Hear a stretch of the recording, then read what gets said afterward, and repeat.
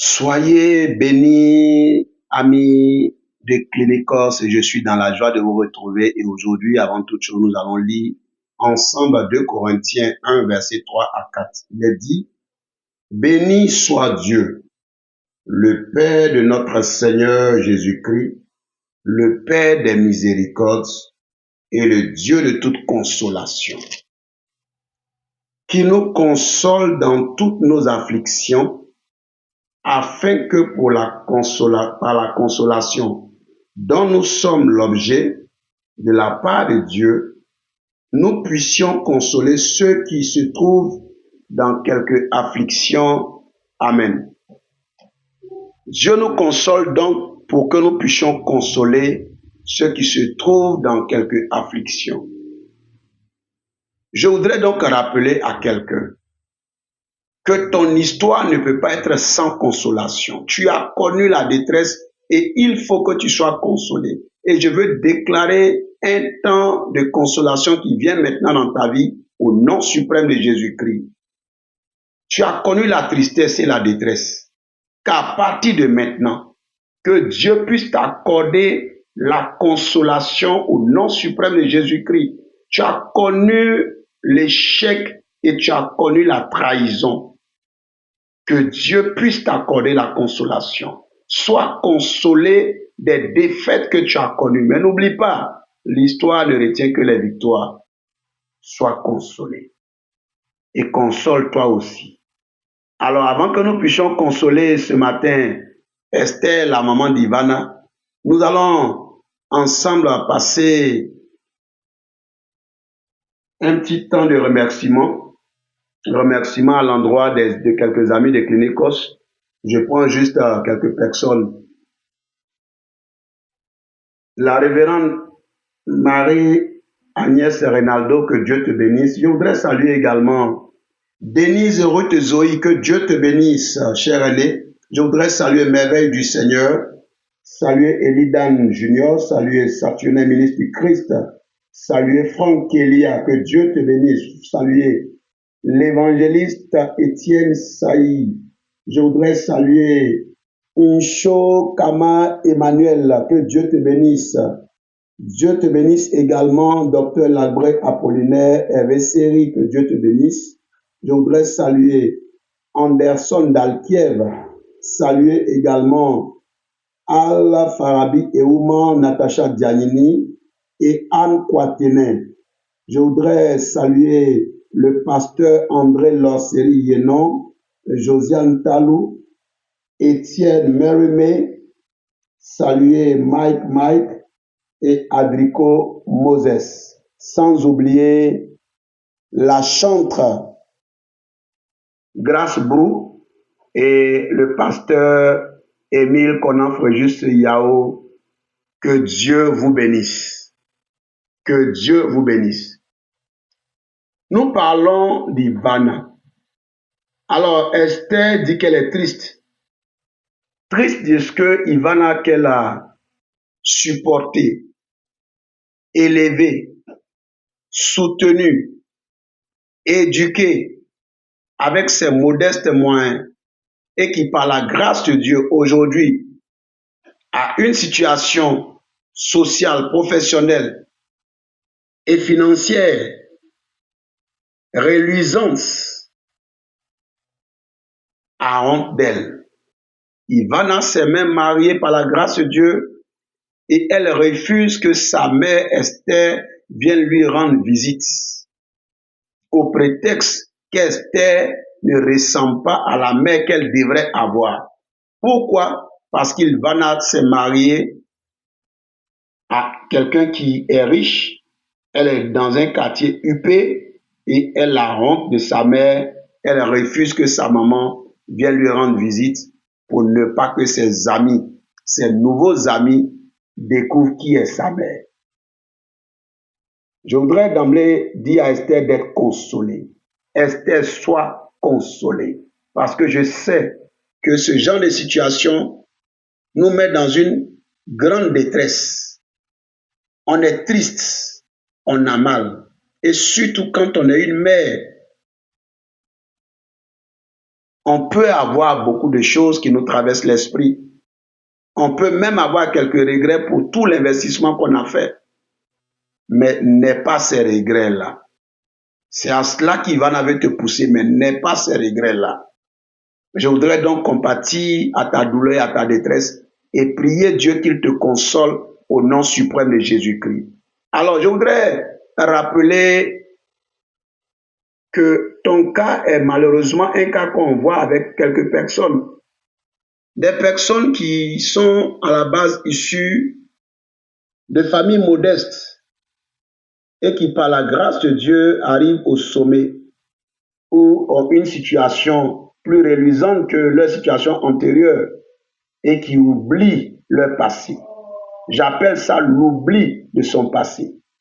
C'est condamnable d'oublier son passé, mais parce que quand on ne sait pas d'où on vient, quand on ne connaît pas son histoire, le dit mon père spirituel, docteur Dion Robert, que je salue au passage, il rappelle que celui qui ne connaît pas son histoire fait des histoires.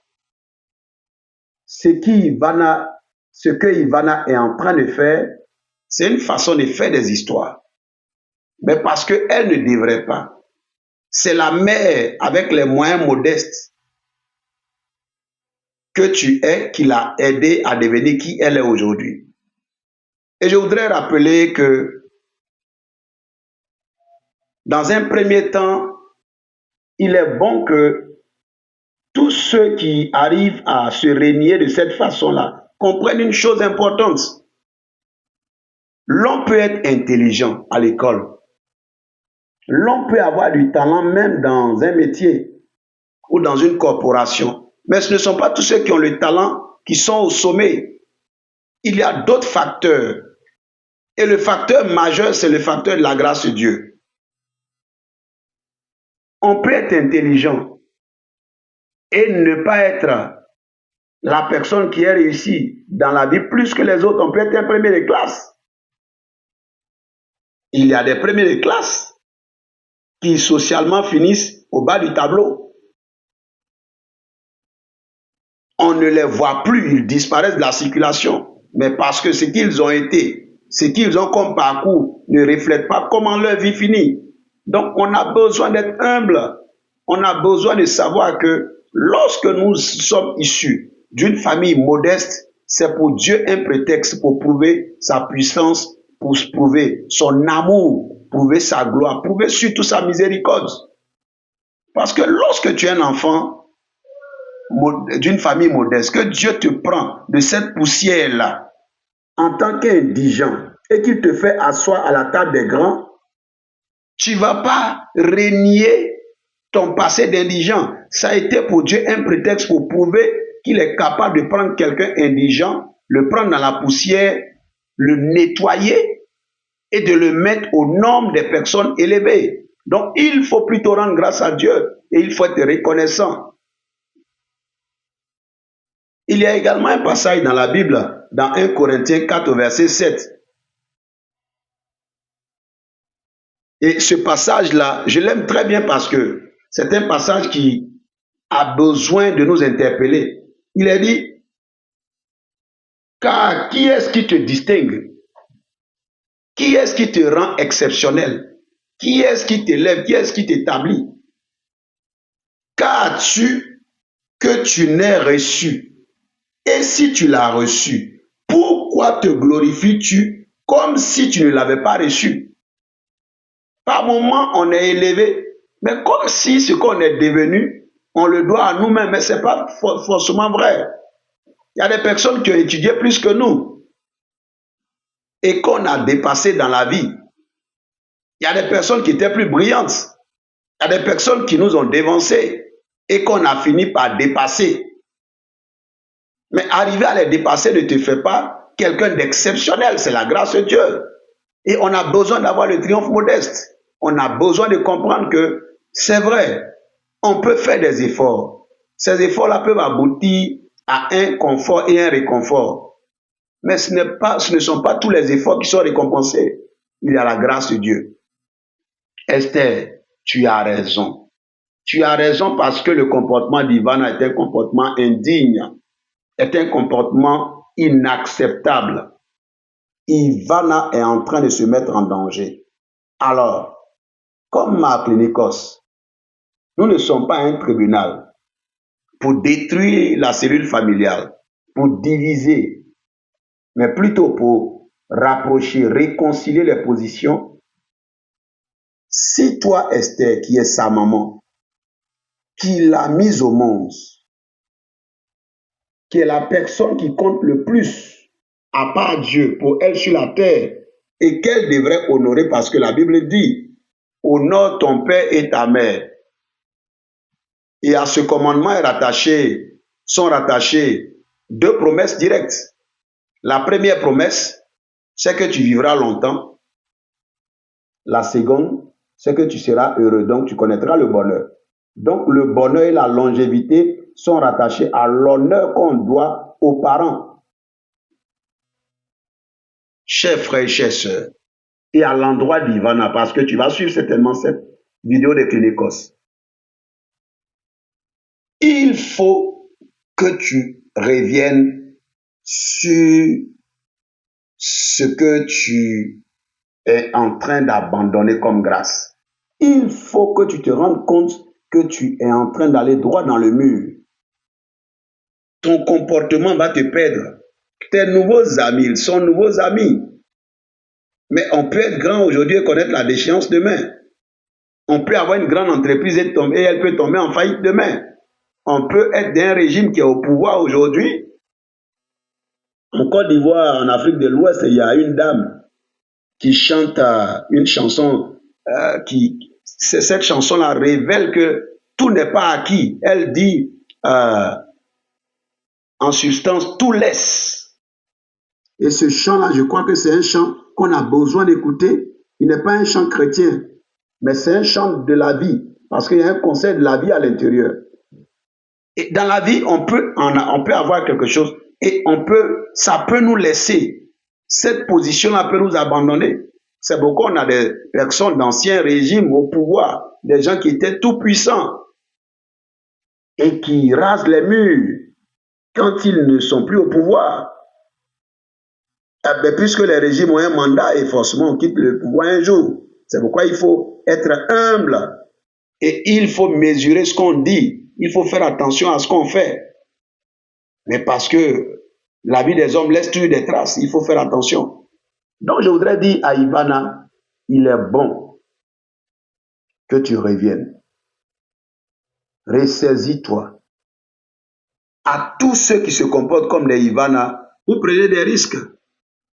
Mais vous ne permettez pas à Dieu de faire plus que ce qu'il avait prévu. Mais parce que lorsque vous êtes ingrat, Dieu ne peut pas faire plus que cela. Dieu n'aime pas les ingrats. Dieu aime la gratitude, Dieu aime la reconnaissance, Dieu aime l'action de grâce. Donc je voudrais demander à Esther pour terminer. Esther, tu es la maman. Si tu en veux à Ivana et si tu fermes ton cœur à Ivana, tu vas plonger Ivana dans la détresse, tu vas compromettre sa vie et sa destinée. Tu as besoin de prendre de la hauteur, de ne pas te ramener au niveau d'Ivana, de lui prouver que tu es sa mère, pas la maudissant, ne maudis surtout pas ton enfant. Prie pour elle, prie pour que Dieu ramène son cœur. Tu as eu 4 enfants, tu as encore une sœur d'Ivana et 2 de ses frères qui ont un très bon parcours. Si Ivana s'entête et elle ne revient pas, Dieu te consolera avec les 3 autres enfants. Crois-le. Mais parce que Dieu n'est pas injuste, il le fera pour toi. Et donc, décharge ton cœur, désarme ton cœur, libère-toi de la tristesse, libère-toi de la honte dans laquelle elle t'a plongé, libère-toi des traces de l'humiliation que tu as connues de par son comportement. Prie pour elle. Et je t'aiderai à prier pour Ivana, pour que son cœur revienne.